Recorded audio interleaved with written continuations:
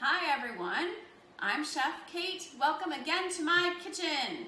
Today we're doing bruschetta. So it is tomato season, the perfect time to start gathering all your tomatoes, whether it's from your yard, the farmer's market, or the grocery store.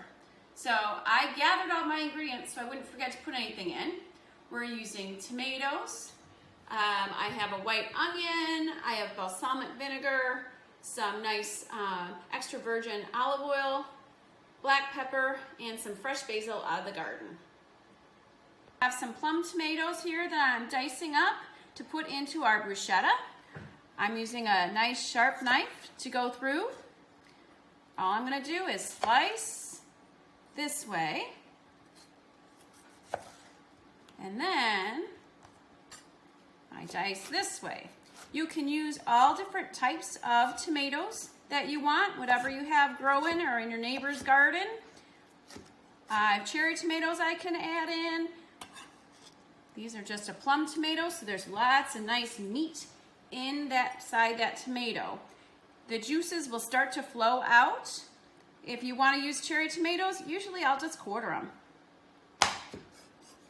Again, I'm using a cutting board. Don't cut on your countertops. Nobody likes that. But then I can use different colored tomatoes and make it nice and happy. Here I have my white onion.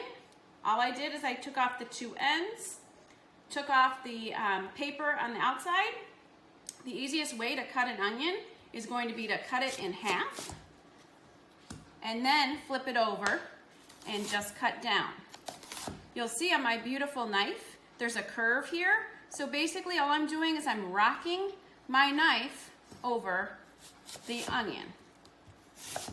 So I used about maybe 2 cups of tomatoes to about a cup of onion. You can do less onion if you want. You could do more onion. It really depends. I like to use a white onion just because the flavor is a nice smooth. It doesn't have that bite like a yellow onion would have.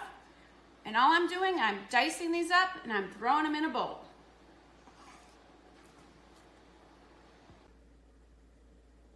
All right, our next ingredients are our garlic.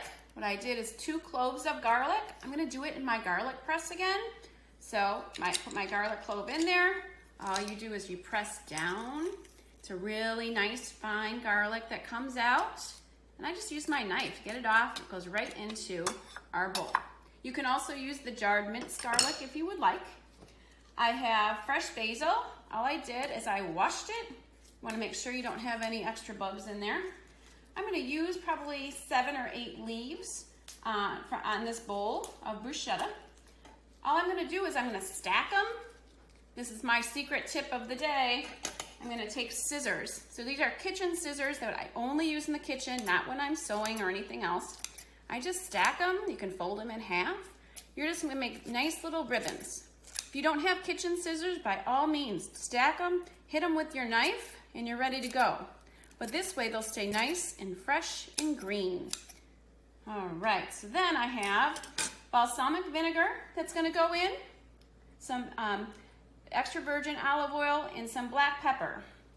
So the ratio of oil to our balsamic vinegar is a 3-to-1 ratio. So it's going to be 3 teaspoons of olive oil to 1 teaspoon of balsamic vinegar. Yes, it's a tablespoon. 3 teaspoons equals 1 tablespoon. So I'm gonna put this in there. If you don't wanna measure it out, don't worry about it. You do what you do. You just want a nice 3-to-1 ratio to balance it. This guy I'm gonna measure over my bowl. I knew it would spill. It's gonna go in. And then my freshly cracked black pepper.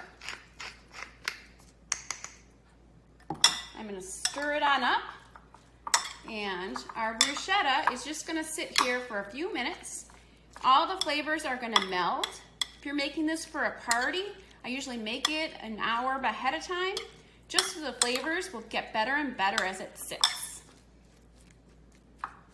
Next step with our bruschetta as it's resting, we have our bread. So I went over to the store and I got just a nice baguette. I just slice it into pieces. I'm gonna use a serrated knife this time, so a bread knife, so it goes through our bread. I cut it on an angle. You don't have to cut it on an angle. You could do circles, you could do whatever. If you don't like this type of bread, you can use any kind of bread that you'd like. So what's gonna happen is what I did is I had my oven at 350 degrees. I toasted some bread with a little bit of olive oil on top. And then we just put our bruschetta right on top of our bread. So it's here. Put it on. You have a beautiful appetizer for people when they come over. You could use this as a dinner if you wanted to. Sometimes I like to add blue cheese into my bruschetta, or what would be really nice if you just shave some Parmesan cheese right on top, and then you're ready to go. If you're gonna do it for dinner, and I'm gonna add beans to it, so just like a white bean, and stir it on in.